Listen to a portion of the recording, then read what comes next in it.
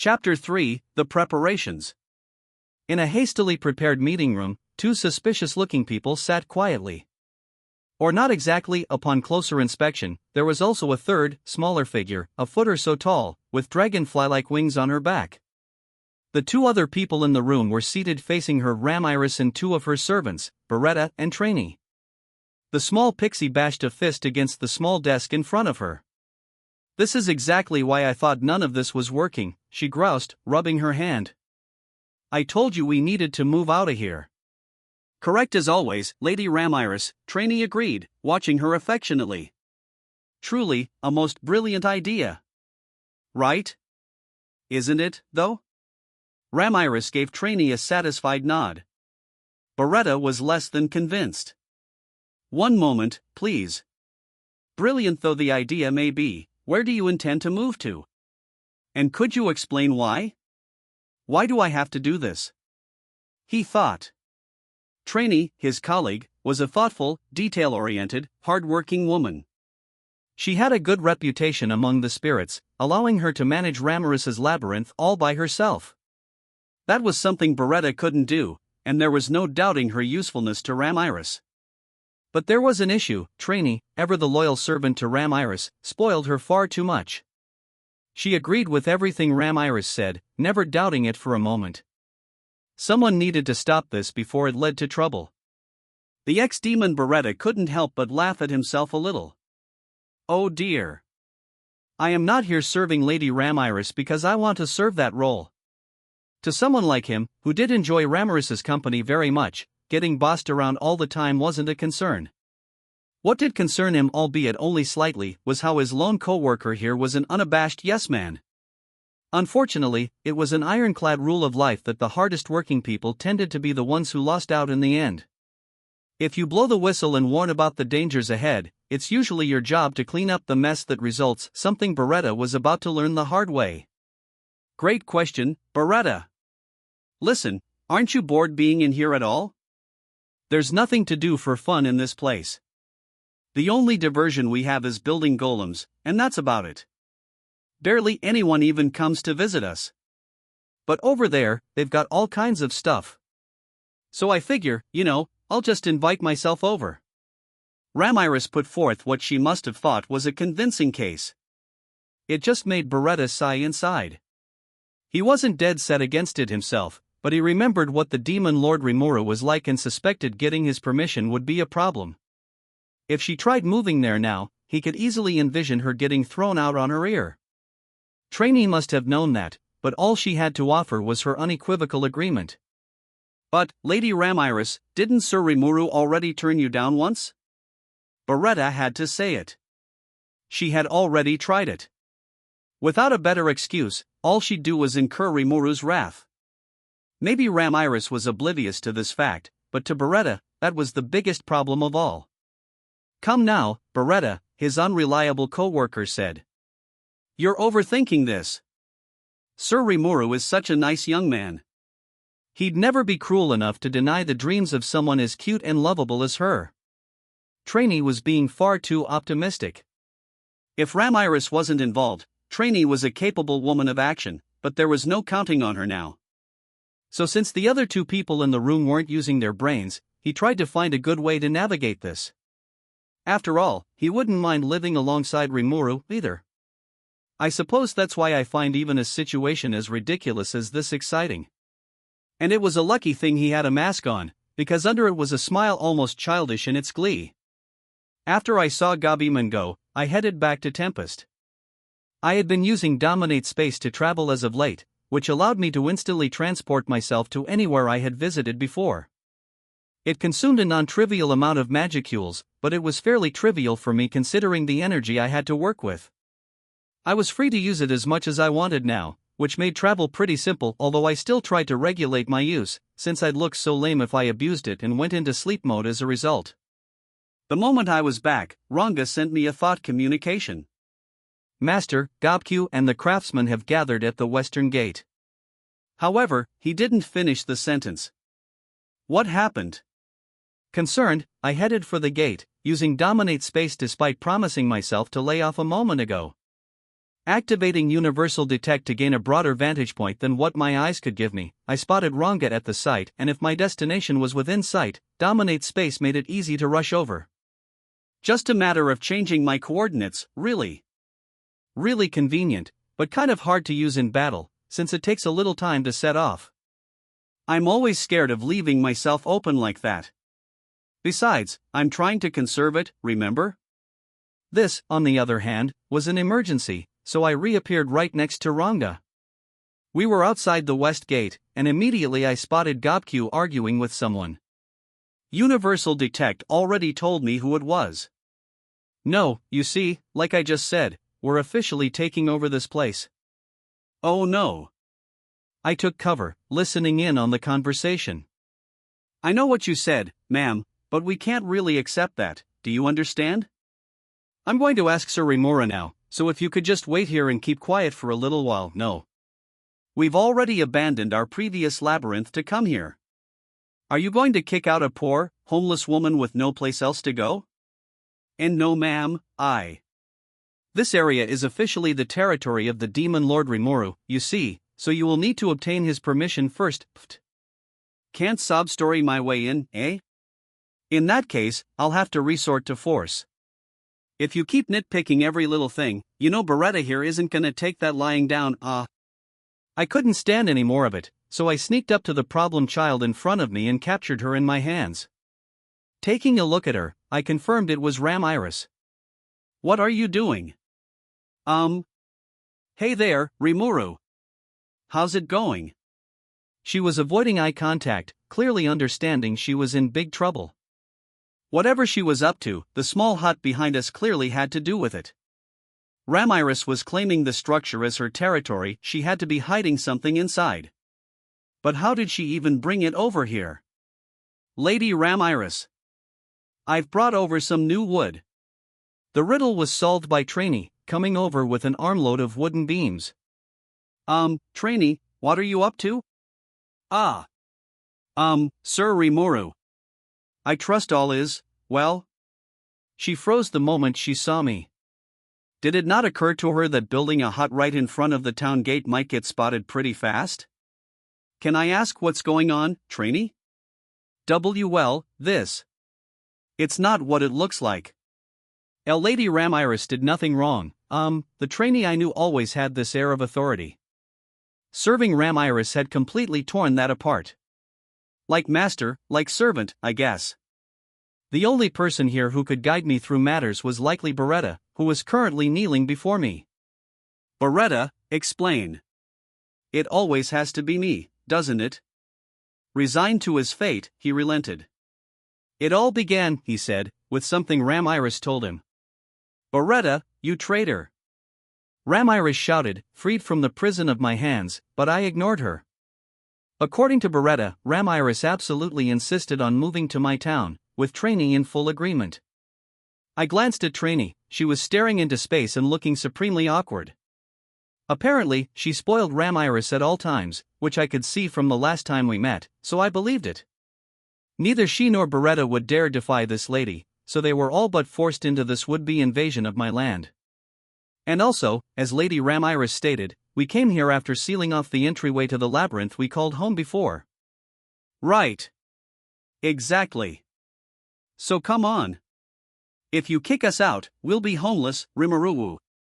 She tried to sound as forlorn as possible, despite this being entirely her own doing. Oh, poor Lady Ramiris, I heard Trainee lament. Please don't keep encouraging her. Either way, though, now I knew the situation. This wasn't Gobku's fault at all, it was all on Ramiris and her servants. Sorry you went through that, Gobku. No, we were fine, but the gate guards had the worst of it, he had a nearby hobgoblin by the gate, sleeping soundly. Yeah, sorry. I got a little excited, that wasn't Lady Ramiris's fault. That guard was saying terrible things to her, so I used magic to put him to sleep for a little while. What had gotten into Trainee's mind anyway? She really did cast a spell, I presume for Ramiris's sake. No wonder Beretta looked so guilty at the moment. I would listen to Ramiris's and Trainee's excuses later. I wanted to learn more from Beretta, but he didn't have much else to offer. They showed up here, Trainee brought in wood, and Beretta fashioned it into the log hut before me. Apparently, they had been interrupted just as he began work on a terrace in front of the door. This hut was meant to be the entrance to a new labyrinth. It certainly wasn't the first time Ramiris had demonstrated a desire to move here. This hut, which served as an entrance to her full residence, was all the real estate she really needed. Okay. So you tried building it here, and the gate guard stopped you. He was getting in your way, so you commanded Trainee to put him to sleep, and then Gobkyu and these other craftsmen spotted you. Do I have this right? No, that's not. Well, not exactly the case, I don't think. Maybe? Okay, so I do. Ramiris, Ramiris must not know the meaning of the word no. She knew this was my territory, as recognized by the other demon lords, and that what she did was tantamount to staging an invasion. If war broke out over this, she'd have nothing to whine about. But I paused a moment to think it over. Having this hut presented to me gave me an idea. Perhaps I should encourage this. Maybe give her permission to make a labyrinth here, even. My conversation with Njulmile flashed before my eyes. We needed attractions that'd keep visitors coming again and again. These could be theaters, arenas, health spas, you name it, but I was still fishing around for other ideas. Do the same thing enough times, and you're bound to get bored. We wouldn't hold daily arena battles, I figured the tournaments would be more seasonal, maybe for a year. We could hold beginner-level matches daily, like with horse racing, but I didn't see that attracting the connoisseurs among the nobility. We'd mainly be appealing to mass audiences, or maybe the adventurers stopping by.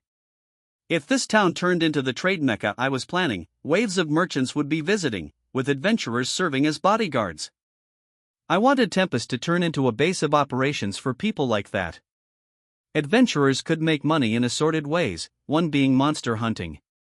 Perhaps we could build a labyrinth for them and release some monsters inside?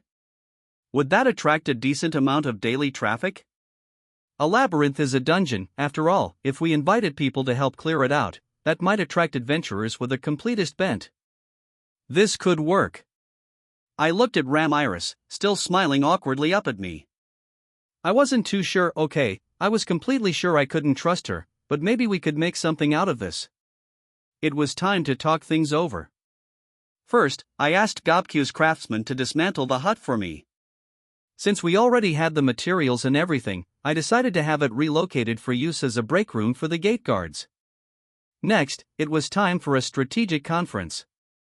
We filed into the usual meeting hall, Gobkyu in tow. What is going to be happening to us? Ramiris's anxiety was making her less and less coherent. Her eyes were fixed on me now, gauging my temper. You don't have to be so nervous. If you're trying to be polite, you're failing miserably. I didn't intend to do anything to her, no. If she was willing to accept my offer, I was willing to overlook her excessively bold overtures. But before that, we had to go over a few things. Gobkyu, I was thinking we could build an emergency shelter space under the arena. Is that possible? I'm not sure it'd be safe to have one directly under the arena stage, no matter how we try to work out the structural calculations. Any empty space under the floor would cause a cave-in at the first shock wave. But if we move this space a little, I think we can avoid that problem. All right. I'd also like to have a door built down there. A door, sir? Right. Make it thick and heavy, and maybe put a bunch of carved stone tablets around the frame and stuff. It needs to look foreboding. Would there be another shelter beyond the door? Nah. No need for that. We just need the door, is all. Right, Ramiris? Rimuru? Are you saying that? Gobkyu was questioning my sanity, while Ramiris buzzed happily in the air next to him. My proposal was simple. Basically, I wanted to have Ramiris build a dungeon and let her manage it. If she was gonna build an entrance in a simple wood hut, better to give her something that looked more the part instead, right? And given how all good dungeons extend deep underground, having it beneath a battle arena just seemed right to me. We could use the arena to train rookies during the off days, and I plan to have a potion shop on the premises. If we ran a dungeon on site as well, I bet a tavern for adventurers looking for a quick pint on the way back from work would be a big hit. We'd make money off them, and Ramiris would have a home, a job, and a little spending money from me. It'd require mutual cooperation from both of us, but I thought it was a pretty neat idea. Once I finished explaining all this, Ramiris burst into a flurry of shouting. What? So do you mean that, maybe, not only could I build a labyrinth and live here, but you'll even give me a full-fledged job? I guess so, if you're willing to accept that. Huh? Okay, so you're saying that, I no longer have to be the jobless shut-in people accuse me of being? The proposal must have been a big shock.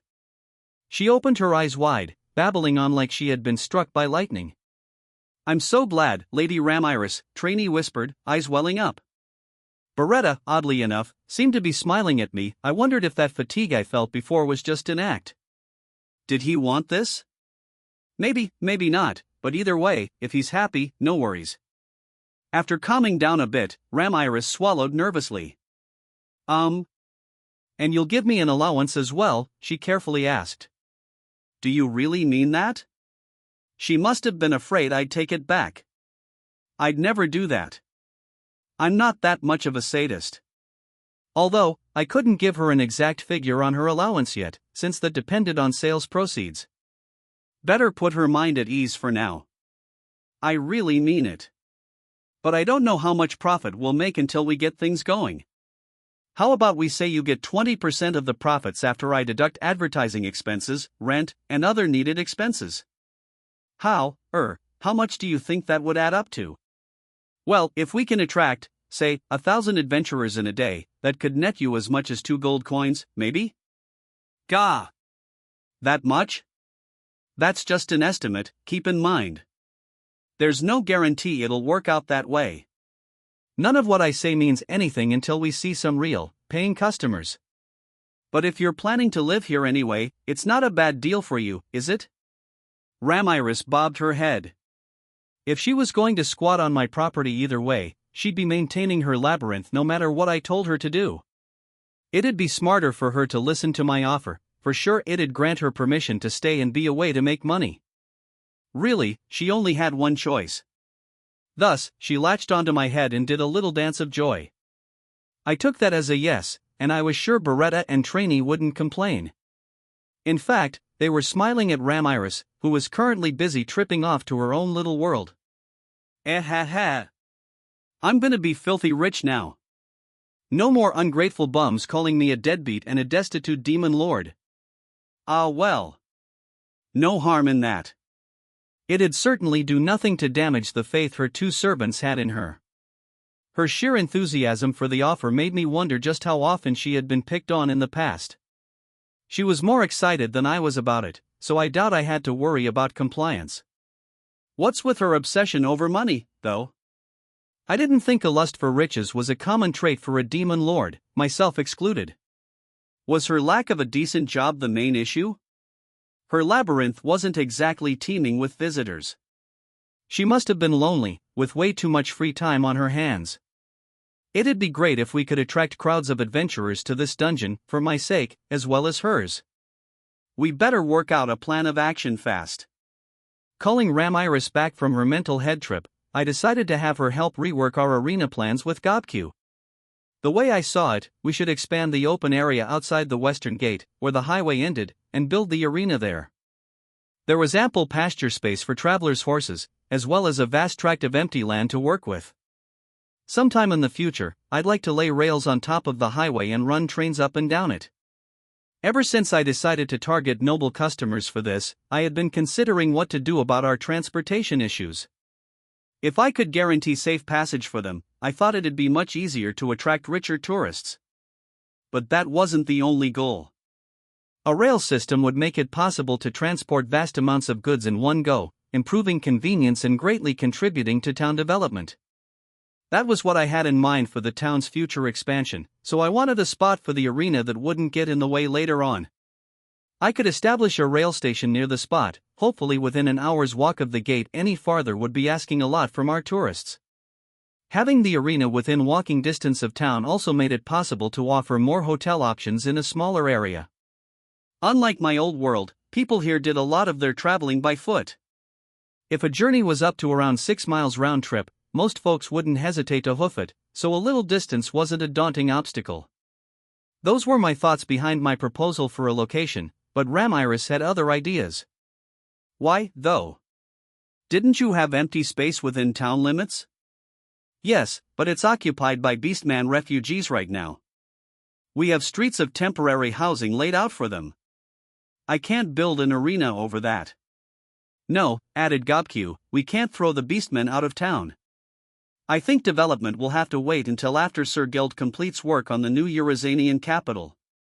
Okay, well, how about we just move them into my labyrinth? I could transplant the entire layout of that area inside it, so it wouldn't be too much of a burden on them. That sounded, to be frank, absolutely bonkers. Gobq and I exchanged glances, unsure we were hearing correctly. You mean we'd move the inhabitants in there as well? I can't move living things around without permission, no. They'd need to willingly go in there for me. But anything inanimate or unconscious? I can whisk it all right over, no prob. Are you serious? So you can move all the Beastmen's houses and belongings inside your labyrinth anytime you want? Yep.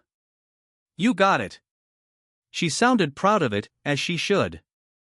That's the kind of skill anyone deserved to brag about. Pressing her for more detail, I learned that this was mazecraft, one of Ramiris's intrinsic skills. As the name suggested, it basically made Ramiris the supreme god of any labyrinth she created. It worked over astonishing distances, too, even affecting people and things near the maze entrance. She could even take the weapons and armor off people close by. It was a crazy power to think of, but it did have its limits. If the target's equipment had its own consciousness, a sword infused with its user's magic, for example, Ramiris couldn't affect it.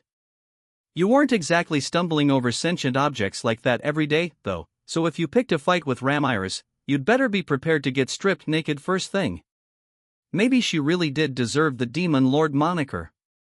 Wow. I mean, honestly, I thought you had, zero ability to defend yourself in battle.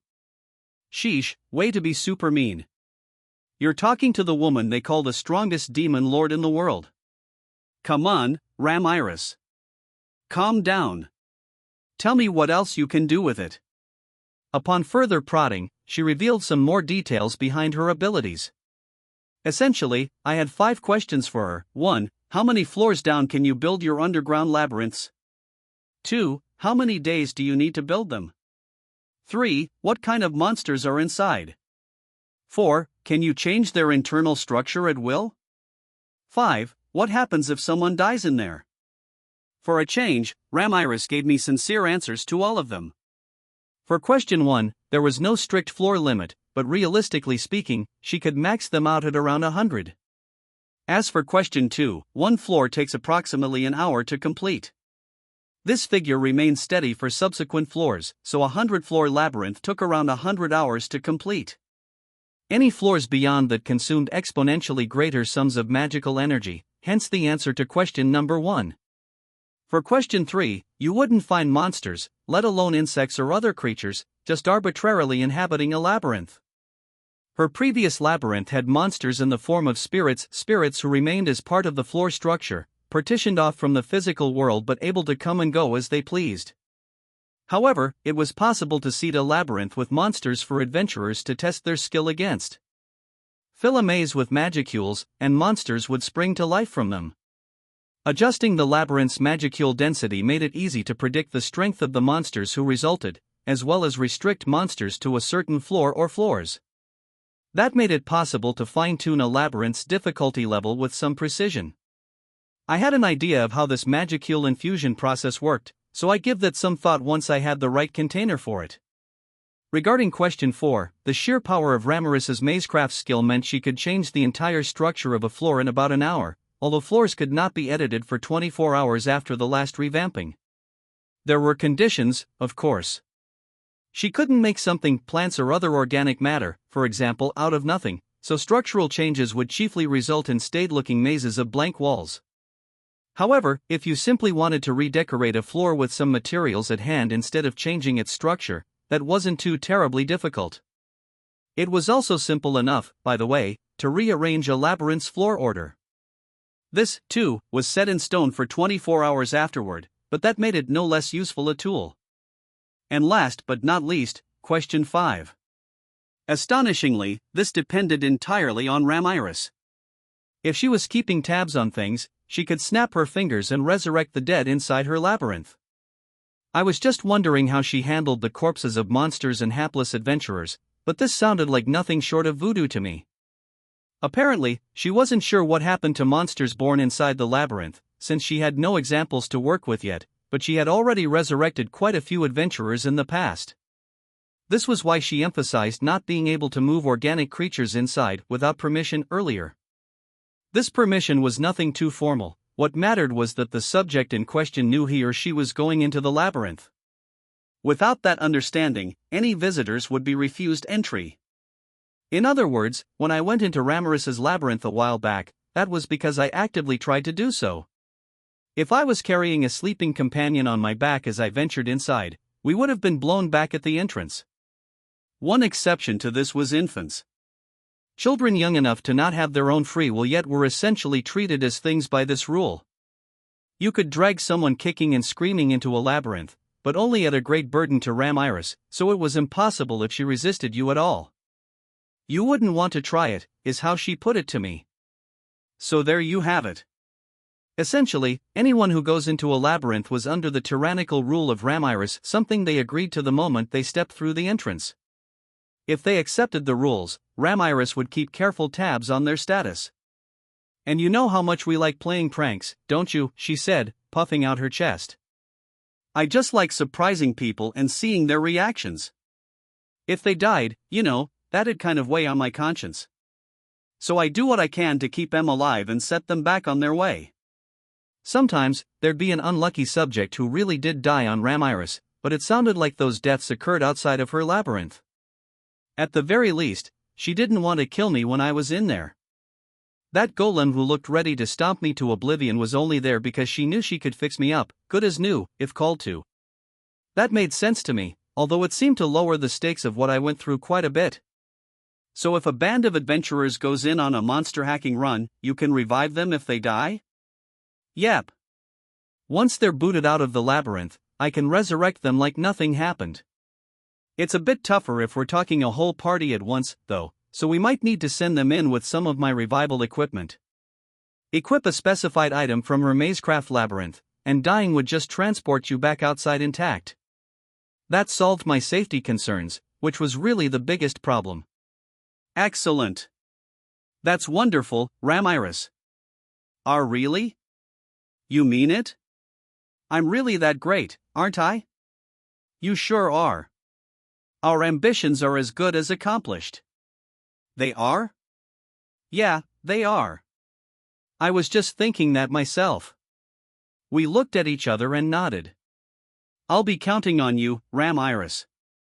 And I'll hold up my end of the bargain. It'll be nothing but smooth sailing ahead. Smooth sailing, huh? Hopefully the boat isn't made out of mud. We couldn't shake on the deal, given our size difference, but I think our minds were linked up well enough anyway. Accepting Ramiris's offer, we decided to build the battle arena in the empty space on the southeast side of town, a dungeon spread out beneath it. Our theater, meanwhile, would be put up on the northwest side, near where all our high-end spa facilities were. We had actually put up a gym, a museum, and so forth among all the luxury lodging over there, so all we really had to do was refurbish a previously built structure for the purpose. So the dungeon and theater were in place, but we still had no arena. Geld wasn't around, but I'm sure I could rely on Gobq and his crew.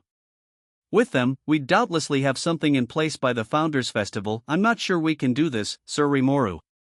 Oh, no? Yeah, guess not. I mean, any normal project like this would require several years of work. Asking for a finished arena in a month or so was kind of insane. Even with monster-level muscle on our side, I wasn't so sure we could do it either. Yeah.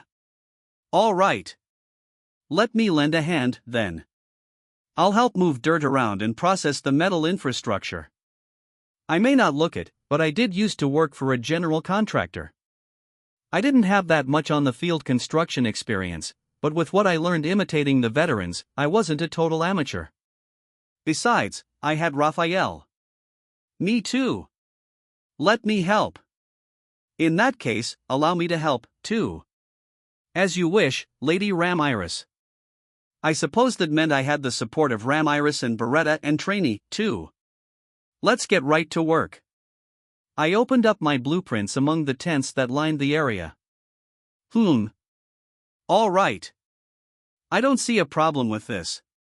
Great. Better explain things to your beastmen, then. A lot of our nation's beastmen were out working on remote projects, so I decided to give Alvis and Sufia the full explanation for now. We would meet together this evening. If that is what you seek, Sir Rimuru, it shall be done. It sure will. We've got no right to complain. Once I explained my whole plan to them, they accepted with surprising speed. They also stated that I wouldn't need to explain it again to the other beastmen. Really? Sure, Sir Rimuru, Sufia said. You've given us all food to eat and a place to stay. We'd all be glad to help out with building this arena or whatever. Besides, Alvis added, I hear that Sir Caroline will be involved in the festival you're holding. We all would be delighted to help you out. I am a tad under the weather, so I will leave the rest to you, Sufia. You got it.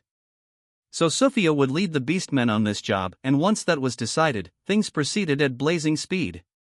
One order from Sufia was all it took to get the beastmen out of their tents. As they all lined up in formation, Ramiris nimbly transported all the tents into her labyrinth. We now had a large patch of empty land to work with. Still a little wowed by this feat, I used Belzebuth, Lord of Gluttony, to consume parts of the lot I didn't need and pare it down to a square, flat expanse. The steel framing came up soon after, and once it did, Gobq and his crew stacked up pre-processed stones to fill in the walls. Within the day, we had walls so hardy that not a single hole could be found in any of them. This gave us a sturdy-looking underground space with a large door in the front of it. For someone from my modern era, the whole thing was wrapped up with unbelievable speed. Wow, Ramiris gushed. My new castle. Oh, right. If you touch this door, it'll take you to the labyrinth floor where the tents are. We all took a trip inside. There, we saw the beastman's living space, exactly as it looked up on the surface. Alvis and Sufia couldn't hide their astonishment, especially since the air was kept refreshingly cool down here. Do we even need these tents now, I wonder? I dunno, yeah. I assume it doesn't rain in here, so I bet we could just sleep on the ground. They didn't seem at all dissatisfied with this. I could see them and the other beastmen experiment with going back and forth between the real and labyrinth dimensions. All it took was a moment's thought for them. So does it get dark in here at night? Sure does, replied Ramiris. We're linked to the outside from here, so I can even make it rain if you like. Man. She could do just about anything, huh? But it wasn't like they were farming crops in here, so I just asked her to set up a normal day-night cycle for me. This whole space seemed a lot more useful than I guessed at first. I bet I could adapt it to other needs, too. We'd have to brainstorm some ideas. Apparently reassured, the beastmen went off to help with the outside work. They'd pitch in with the arena, evidently, under the command of Gobq. A lot of them were women and children, but that's beastmen for you. They all wanted to work, and each one was stronger than a human, at least. Gobq was giving them the basic manual labor jobs, it looked like, but better trained beastmen were on site as well now, aiding in construction. Trainee was supplying logs for the building, don't ask me how she got them, while Beretta's precision carpentry turned them into usable boards. He could even cast a spell to dry the wood, which slashed the time involved dramatically. I thought I had abandoned my common sense long ago in this world, but it was sights like these that occasionally made me think, wow, I really am in a whole different world, huh? If this keeps up, we truly could make it in time for the Founders Festival. I had spit out the land I ate earlier to create a small mountain, too, so perhaps we could use that as a field feature in the arena. It should work great. Leave the rest to us, Sir Rimuru, said Gobq. I nodded, full of excitement over the arena's imminent completion. With the main construction now in full swing, Ramiris had been left to her own devices. She needed a job, if only so she wouldn't start pestering everyone else. And what was she good at? Why, expanding the labyrinth, of course. Better use her while I got her. I gotta say, Ramiris, your mazecraft skill amazes me. She had transported everything within a pretty broad stretch of land in the blink of an eye. I didn't want to compliment her too much, but I had to hand it to her here. The labyrinth itself was pretty amazing, too. It's nothing. But right now, though, it's only this room, the deepest depths where my spirit friends live, and a connecting corridor. I'll have more levels for you tomorrow. It took 1 hour to build a level, right? Building a vast underground labyrinth that went down 100 floors would be a pretty tall order even on modern-day Earth. Building up, after all, is a hell of a lot easier. Ramiris's skill, though, made that possible, and suddenly, some pretty fantastic dreams seemed within reach. Okay, let's go with your limit, then. 100 floors. Do you need that many? Yep. I want to fill it up with traps, and I want enough space to gradually up the monster challenge level as you go down. I mean, that's fine by me, but can I ask you something? What? I was just wondering, how do you plan to expand the number of monsters in there? Are you gonna catch them somewhere? I suppose her question made sense. It'd take a lot of monsters to fill 100 levels. But I had an idea. Let's tell her a little about it, at least so she'll cooperate with me. Well, between you and me, I let her in on the secret of how I wanted to structure this dungeon. As she listened, I could see her eyes begin to twinkle. Wait, right. So then, Ramiris, we began offering suggestions to each other as we whispered. This was getting exciting. And given it was the two of us involved, we naturally began to go off on tangents we never should have. Before long, we had worked out the concept for our advanced dungeon, as we called it.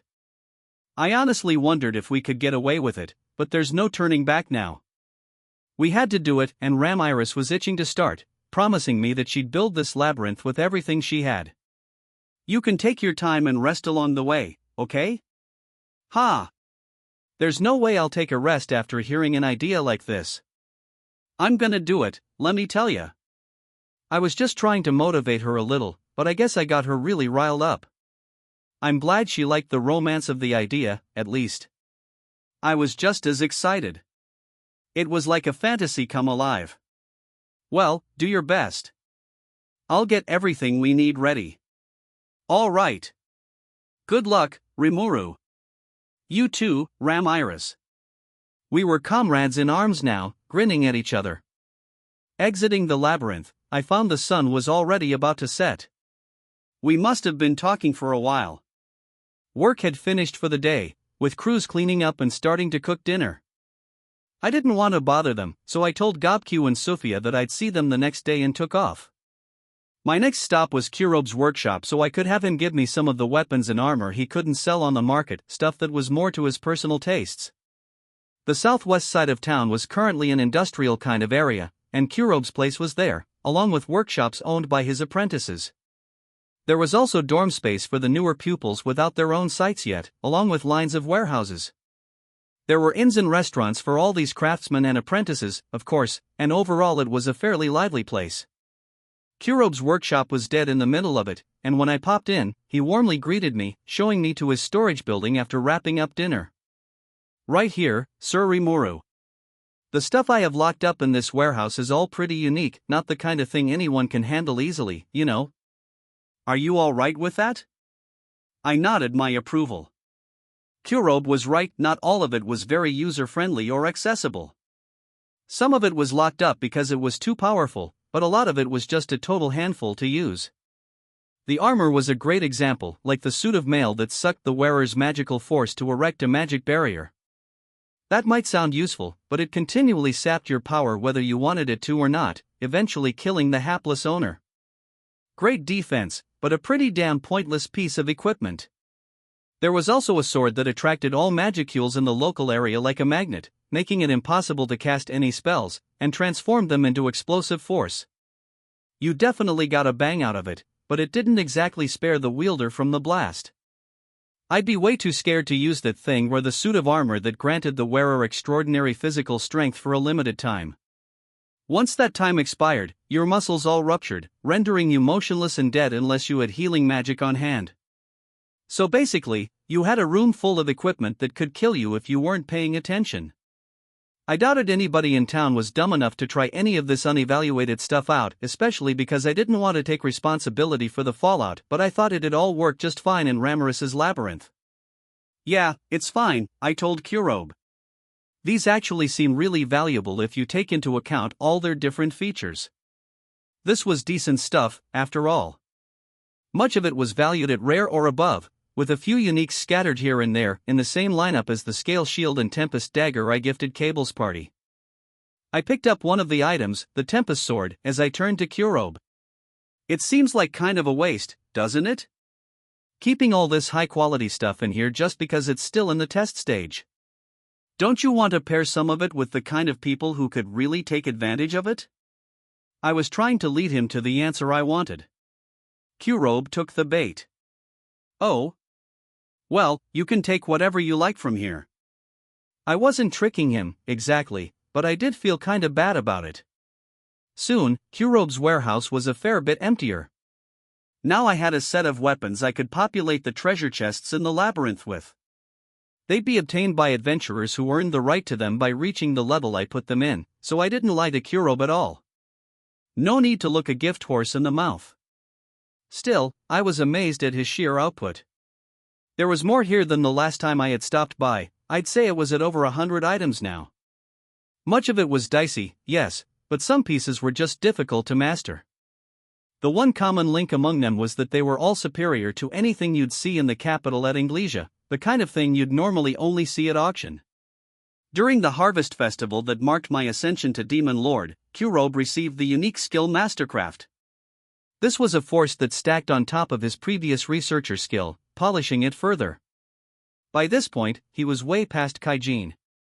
Whenever he got serious about a project, it wasn't uncommon for a unique grade piece of equipment to result.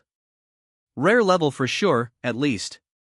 That was much of the reason why only his apprentice's work appeared at public showings. Gotta say, though, I'm impressed. I've learned forging myself, but no way could I make any of this. Ha ha! High praise from you, Sir Rimuru. Oh, but let me give you this before I forget. Suddenly serious, the ever-modest Kurobe returned to the tatama mat room in the rear to fetch something. What's this? Well, it's something I've made you wait far too long for. He handed me a long, straight sword, the blade a jet black in color. Not too long, but not too short, made just for me, at truly the ideal length. So this is, yep, my greatest masterpiece yet. At first glance, the only unusual thing about the sword was its black body. There wasn't some ultra-powerful aura shooting out, it wasn't generating its own magic or anything. But that's what I wanted. This blade's focus was squarely on durability. It'd never break, never bend, and would fully adjust itself to my magical force without wreaking havoc around me, like with Hinata's Moonlight Sword. It allowed me to be wholly unrestrained in a fight. Well done. You've made me proud, Kurobe. I'm just as proud of it as you, trust me on that. But the sword isn't complete just yet. As you know, my weapons usually have a hole at the base, the way you suggested they should. I looked at the base. Oh? I don't see any here. No. The other weapons get that hole when they're complete, but not this one. Because once it acclimates to your magic force, it'll grow and evolve. And despite that, I built it so it'll always look like just another sword otherwise. He had a right to be proud. As he put it, this sword in its complete state could be a piece of legend-class material, not that it felt that way presently. The other equipment in the family was still under development, and the magic crystal meant to go into the hole he mentioned wasn't done yet. No point having a hole if there was nothing for it yet. I would just look forward to that forthcoming moment. I left Kurobe's workshop with a spring in my step. I had my own sword, and I also got all the other stuff I wanted. Now I could seed those treasure chests and spread them all around the dungeon. It'd be kind of fun to insert boss monsters to protect the particularly nice pieces, too. This was almost like designing a real-life dungeon crawl RPG, and it was unbelievably exciting. Yeah, you could probably make a mint selling these test items and failed experiments at auction. I'm sure Mjalmile or Fuse could hook me up with the right people for that. It'd be a surer way of earning income, but I didn't want that. The key here was to get humans interacting with monsters. I wanted to bring people over here and have them experience everything that made Tempest great, and if they liked what they saw, I'm sure they would come back. This was just one part of that effort. Plus, this wasn't just a matter of bribing adventurers with loot and sending them on their way. I already had the next step of the process in mind. Let's say you have someone hacking their way through the dungeon, collecting assorted items and bringing them back to the surface. Using non-appraised weapons or armor, I had heard, was considered extremely dangerous. That's where my little friend Assess comes in. This stuff was made in Tempest, so I naturally knew all about their traits and features. A lot of it would be quite useful to adventurers, assuming you used it right. Yeah, some of it was downright dangerous, but would offer a buyback service for that. Money's meant to be circulated, not kept in a vault or whatever. As long as we purchased the materials we needed and paid for necessary upkeep, we could give back the rest to the adventurers. Word would spread about this over time, and I was sure it'd make our land famous. Besides, filling adventurers' wallets would improve the outlook for our inns and lodging houses. More people coming to Tempest meant less downtime for places like that, which was important for business and for advertising. So the southeast side of town would have a battle arena, with Ramirez's dungeon underneath. On the southwest, we'd have discount inns and hostels. Unlike the high-end facilities to the northeast, we'd keep things cheap down there, attracting primarily adventurers to help delineate our offerings. Their location would be convenient to the labyrinth, and I was positive it'd be a booming success. I was worried at first when Ramirez talked about moving here, but maybe that was the right thing to do all along, huh? We also planned to have at least 1 or 2 large-scale events at the arena each year. Mjalmile was no doubt filling in the rest of the year's schedule with other things, 2 military training, test your metal events for adventurers, and so on. There could be a lot of demand for that kind of thing, I thought. We could have people try to use that training in the dungeon, a kind of standardized exam, you could say. If you can't die in there, you could try some crazy stuff you'd ordinarily never dream of attempting.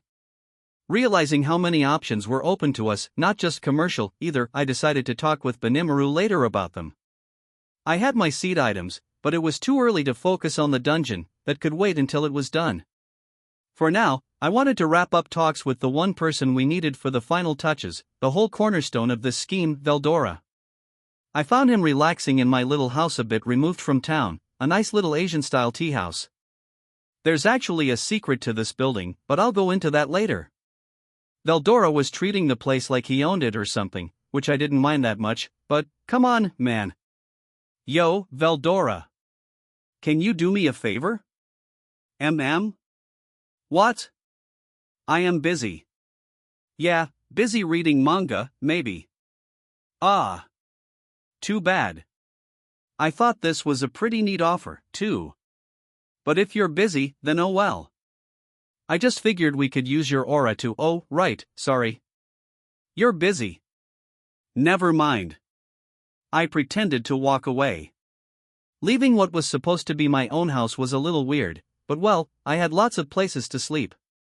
Besides. Oh, just one moment. I am busy, yes, but if you insist upon it, I will lend you an ear. Great, I hooked him. As gullible as always, I see. Like taking candy from a baby. I should start calling him the Gully Dragon. The rest would now easily fall in place. I stood tall, looking as haughty as possible. Well, I started, trying to sound suggestive. I was thinking about providing a den for you to live in, sort of. What? My own place? You mean it? I really got him now. He took his eyes off the manga he was reading, watching me curiously. Yep. All for you. But if you're too busy right now, wait. No need to be in such a hurry. We're friends, are we not? I'd be glad to put your requests at the top of the queue. Qua ha ha ha. I had Veldora excited now. Perfect. Might as well go through with the pitch. He almost never listened to people, so these preliminaries really were necessary. A pain in the ass, but I just considered it a little ceremony I conducted to help him be useful for a change. Yes, what are friends for, after all? Precisely. Tell me what you want. Well, Ramiris is moving into town, and we're gonna build her labyrinth right underneath the arena. So, Ramiris? Veldora replied, picking up on what this meant.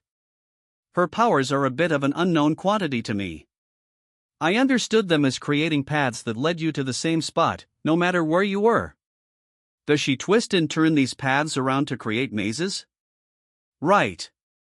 And she can add more floors to these mazes, so I want to fill them with tricks and traps and stuff. More floors? That little girl was more powerful than I thought, then. Now Veldora was looking serious, engaged. So gullible. I then regaled him about the entire story behind our dungeon plan. But it'd be boring to just have a plain old labyrinth, right? That's why I want to make it into something really great, like, great enough to be a huge attraction. I was just talking with Ramiris today, but she's busy adding levels to her labyrinth right now. Oh? And how does that connect to me? Well, I'm thinking we need an overlord to govern the dungeon. An overlord? Ramiris and I will manage the dungeon itself. On the 100th floor, at the bottom, there's a door that leads to the spirit labyrinth that's Ramiris's main residence. Don't you think a door like that needs a guardian, Veldora? Like, the strongest guardian in history? I do. Yes, well said, Rimuru. And you would like me to take this role? Just as I thought, he latched onto the offer. The word strongest, when pointed at him, usually made him melt, so I knew uttering it would have the desired effect. That's right, Veldora. And if you'll take it, you'll get another bonus out of it, too. Oh? I was already waiting to say yes to you. But let's hear what this bonus is. Ha ha ha. The bonus, or really, the gist of the whole thing. So you've been wanting to let off your aura for a little while, right? You said you were about to hit your limit or whatever? Ah. You mean? Yes. In the labyrinth, you'll be free to unleash it all you want. You can go back to your normal dragon form, even. Ah. Just imagine, this divinely cool dragon lurking deep in the depths of a forbidding labyrinth, meaning myself, he interrupted. So I'll be allowed to use my full power on anyone who visits? All quahahaha, welcome, you insects and so forth? Plainly, he loved it. The lethargy of a moment ago was gone. Dangling that bait in front of him got him monstrously excited. Now for one final push, I thought, as I recalled a little something Ramiris and I had discussed. I'll even put some units in place for you to fight off the adventurers with. That's right, I'm gonna recreate that game you wanted to try out. Sounds like fun, doesn't it? This, in a nutshell, was what I wanted to make a real-time, also, real-life, strategy game set in a dungeon. The idea came to me out of nowhere as I talked with Ramiris. I'd have units, monsters, in place to tackle adventurers, along with bosses to protect the loot chests. The dungeon would be filled with Veldora's magicules, growing thicker as you approached the 100th floor. The force in the air would be pretty thin up top, so you'd only see minion-level monsters at first, but the deeper you got, the more higher-level foes you'd find patrolling the halls. Even in his former prison, enough magic leaked out to create Tempest serpents, rank A-, and other powerful creatures I couldn't even imagine what he'd create at this point. Frankly, the whole Gate Guardian thing didn't matter to me. I didn't really expect anyone to make the 100th floor in the first place. The key to all this was getting Veldora's aura released. It felt to me like I couldn't get away with making him keep it in much longer, but if I just left him to his own devices, he might decide to blow it all out in some empty corner of the world. I couldn't take my eyes off him for a moment, because if he erupted closer to town, maybe my administration and I could withstand it, but nobody else would. With enough magicule concentration, anything below AB in rank would die. I found it dangerous to rely solely on Veldora's willpower to keep us safe, so Ramirez's labyrinth was really a lifeboat in the nick of time. It was a completely sealed space, something I confirmed when I explored it myself earlier, so there was no worrying about magicules leaking out. Veldora's full aura unleashed shouldn't phase it at all. Even in the sealed cave, it'd be impossible to resist the aura of a fully revived Veldora, not that I'd bring him down there now, what with our research facility and all. The dungeon was perfect for him, and for the purposes of my true goal. I wanted him to whip out that aura and go to town with it. My true goal, you see, was to use the large, dense cloud of magicules he'd create and generate monsters with it. The whole plan rode on that idea, Veldora releasing his aura, and me making good use of it. An excellent plan, if I do say so myself. 3 birds with one stone. Not only would it keep him from crashing my house uninvited, it'd also make him useful as a magicule generator for my new monster factory, giving him a job to do so he wouldn't be such a freeloader. Not that I thought anyone would actually make it all the way to his floor, though. But what did he think? Veldora stood up, placing his manga in a pocket, then extended a hand toward me, offering to shake. I like it. I like this very much, Rimuru. We will have adventurers dispatch these units, so they can stand before me, and I can deliver them divine justice. They may try to run from me, of course, but I will never allow them to. Perhaps I could bellow something akin to bahahahaha. You cannot escape me. Didn't you know? There is no fleeing the storm dragon. I always wanted to try saying that, and now I've got the chance, don't I? Ah, I cannot wait to begin. Yes, his imagination was already running wild. I nodded back at him, but now I worried that I'd egged him on a little too much. Is this gonna be okay? Like, there's really no way someone will reach floor 100, right? I was a little concerned about that, but I needed to push this plan forward. Well, you're the only person I could ask to do this. Are you in? Of course. Rimuru, you've done well to reach out to me. Truly, it is a task only I am capable of. He gave me a firm nod. I'm so glad he's really that stupid. His cooperation and his reaction were even better than I thought possible. The next day, Veldora and I went to Ramirez. Construction of the arena began early in the morning, and the site was alive with activity. Some of the beastmen that were out on training had come back to pitch in, following Gobku's orders as they ran to and fro. I didn't want to wreck their concentration, so we headed for the labyrinth. The moment we entered, we emerged in the room Ramirez was in. As she promised, she had been busy expanding the dungeon. Hello, Ramirez. Doing well? Ah. Hello, Master. It's good to see you again. I'm doing fine. Ramirez looked a tad fatigued but eminently satisfied with herself. I advised her not to overdo it. She was now seated on Veldora's shoulder. I was glad to see they were still getting along. I was glad, but it was also a problem, because the sight of Veldora was making Ramirez totally forget my advice. Just leave this to me. I'll do it. I can totally pull this off, guys. To calm her down a bit, I decided to start with breakfast. After that, I asked her about her progress. For now, she had expanded the labyrinth down to floor 15, at the current pace, she'd reach 100 several days later. I could decorate the interior along the way, so there was no need to hurry her further. The subsequent floors will formulate themselves at this point, she said. I've got nothing to do right now. Would you like to mess around with the floors that are done? Apparently, the floor-making work would proceed on its own, as long as Ramirez had remaining magic strength. Alright, how about we set up Veldora's room first? The domain of Veldora would be on the bottom-most floor. I wanted to get it all set up for him, if only so I could kick him out of my place pronto. For now, that floor was still an empty space, no walls, no hallways, no stairs, just a door in the middle of nothing. Wow. Literally starting from zero, huh? This is my room, Rimuru? Because it reminds me of my time being sealed away, Veldora wasn't a fan. I saw his point. I feel kind of bad for him like this. Not to worry, Master. Ramiris smiled at Veldora. I can add stairs and other things easily enough, just by thinking about it. Alright, I said, how about we all use thought communication to figure out what we want this place to look like? We connected our minds together, and I showed them what I was currently picturing. Oh. Yes. Quite fine, Rimuru. I knew you were better than that. I suppose I am in good hands after all. Sounds like Veldora's all for it. Think you can make it into this? You got it. This much isn't a problem.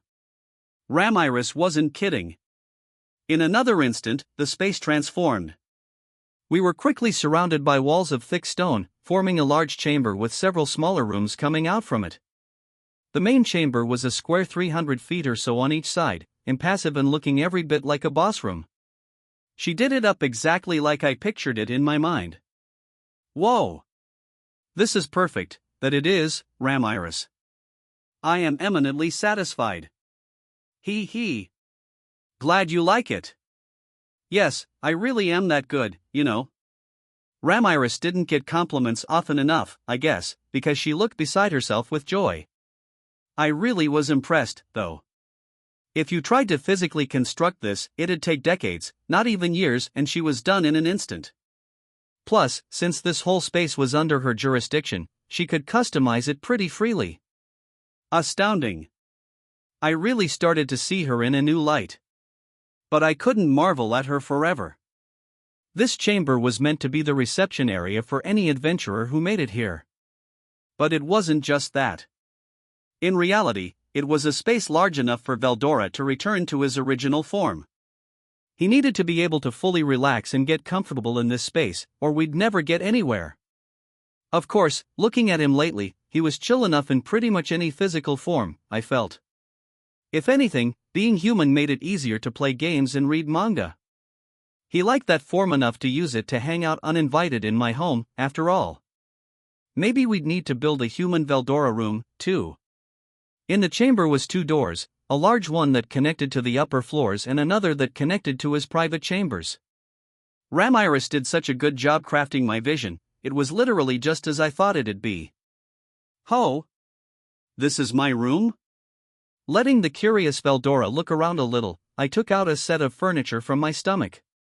Deftly, I laid down a carpet woven by our town's goblinas, placing a handmade desk and chair set on top of it. There was also a sofa in case he wanted to lie down, as well as a bed that I wasn't sure would be used very much. The place looked comfy enough to me, and I even copied some manga I knew Veldora would like and filed it all into a bookshelf on the wall. The main chamber was dark and foreboding. This one was a cheerful little studio perfect for young, urban singles. Oh, how nice, chirped Ramiris, looking a bit envious. I'd like some furniture like this, too, you know. I promised I'd bring her some next time I stopped by. I wasn't sure what to do about sizing it for her, but judging from how Ramiris was already spread out on the sofa and reading manga, I guess I didn't need to worry. And whoa, there's Veldora sprawled in bed and doing the same thing. Guess I made him happy. If anyone saw him in here, the solemn majesty of the main chamber would totally go to waste. I really hoped no adventurers would see him like this, as unlikely as that'd be. Well, no need to go overboard. We spent the afternoon getting Veldora's room in order before wrapping up the day.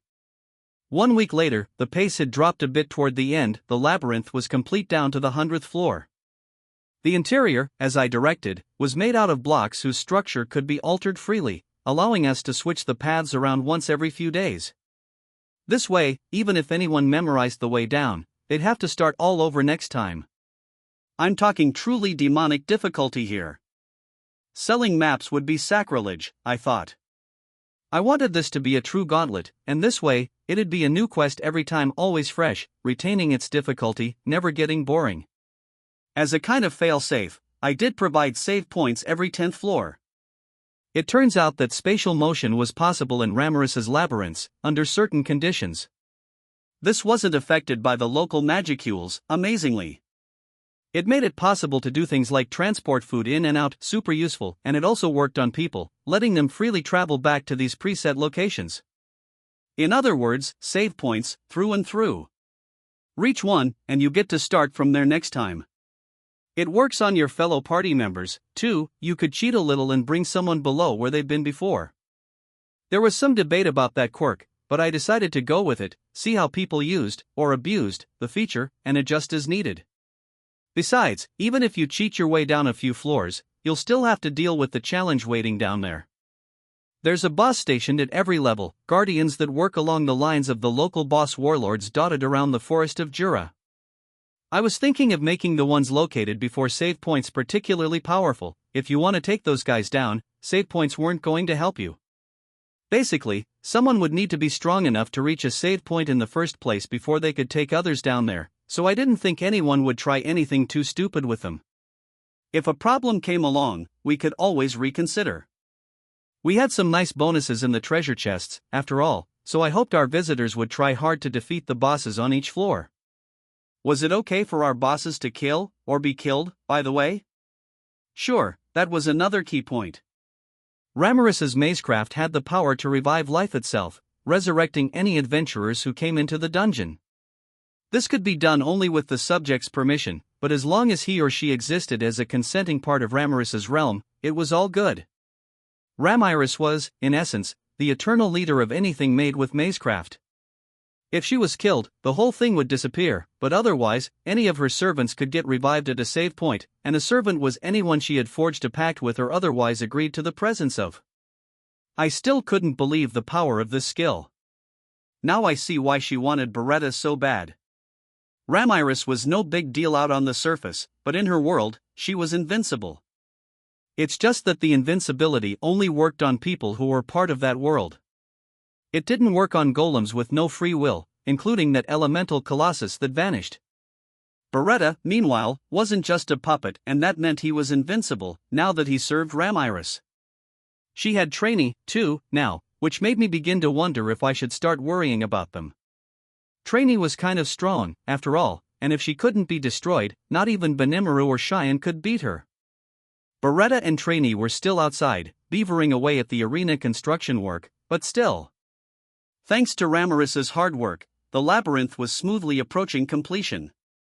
Once things calmed down a bit, I'd need to talk to her and her servants about keeping the maze defensible. But that'd be later. Ramirez, did you make the thing I asked for? Oh, this, right? Here it is. This was a resurrection item. In order to receive the immortal attribute within a mazecraft world, you needed to give your express permission. But we planned to have tons of people storming in, and if it was open to the general public, it'd be a pain to get everyone's agreement on paper. Maybe Ramirez could keep track of a small handful of visitors, but if multiple parties were running around at once, she couldn't keep up. That's why I asked if there was a disposable item for single-use resurrection purposes.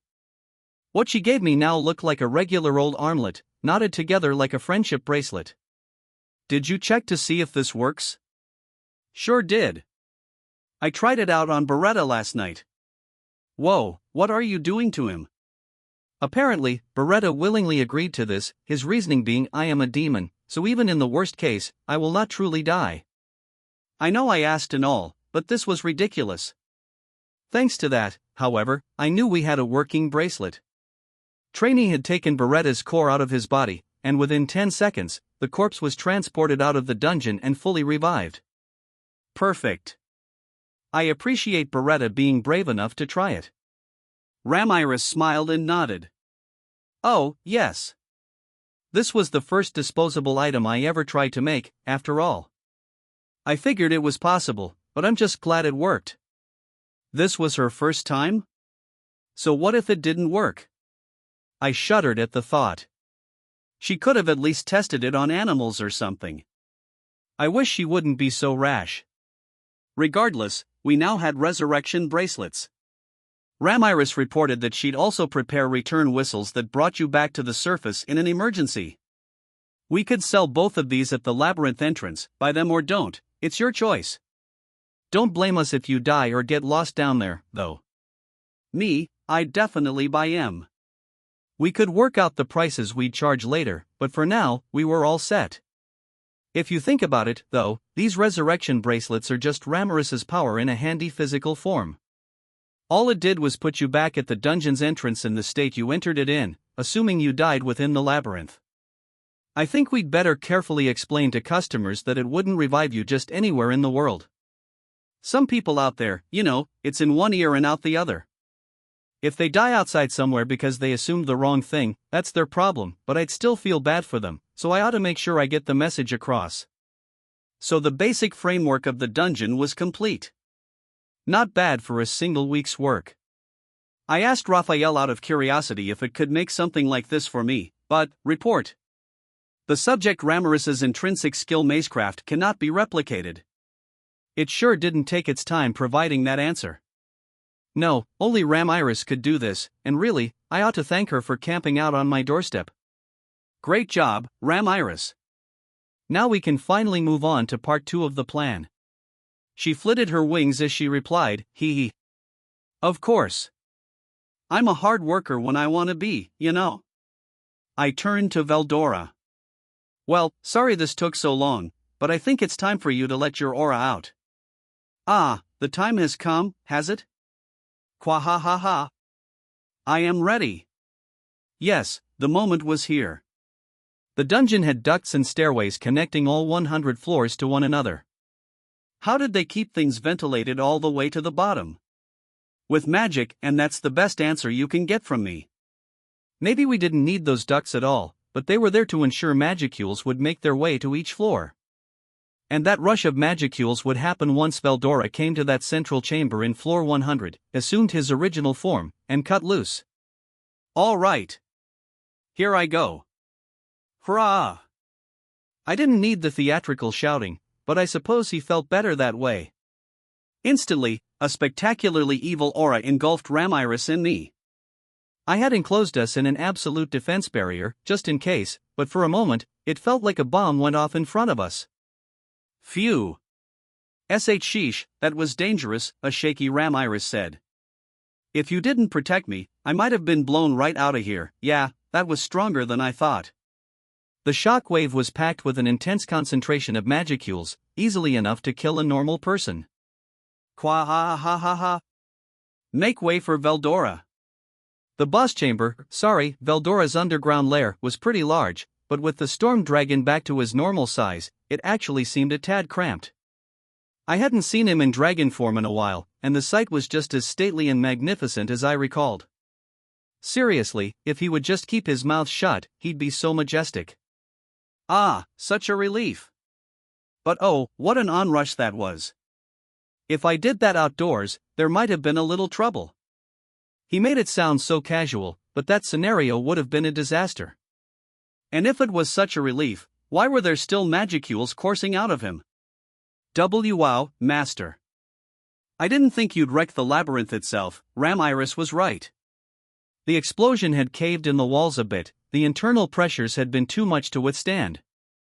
And this wasn't even him attacking. Guess you really were holding in a lot, weren't you? Can you maybe, loosen the valve on it a bit now and then, so it doesn't come to that again? That was just the magicules mixed in with the aura blast, after all, and they came in dense. Veldora's total energy count must have been off the charts. No wonder releasing it was so dicey. Definitely gotta vent a bit more often than that from now on. Then I was struck with a brilliant idea. Why don't we build another room in floor 100 to serve as storage? We could put in the iron ore and so on that we get from the mines, then infuse it with magicules to transform it into magisteel or in a flash. That stuff's worth its weight in gold, far more in demand than regular metal ore, and it could become a huge resource for us.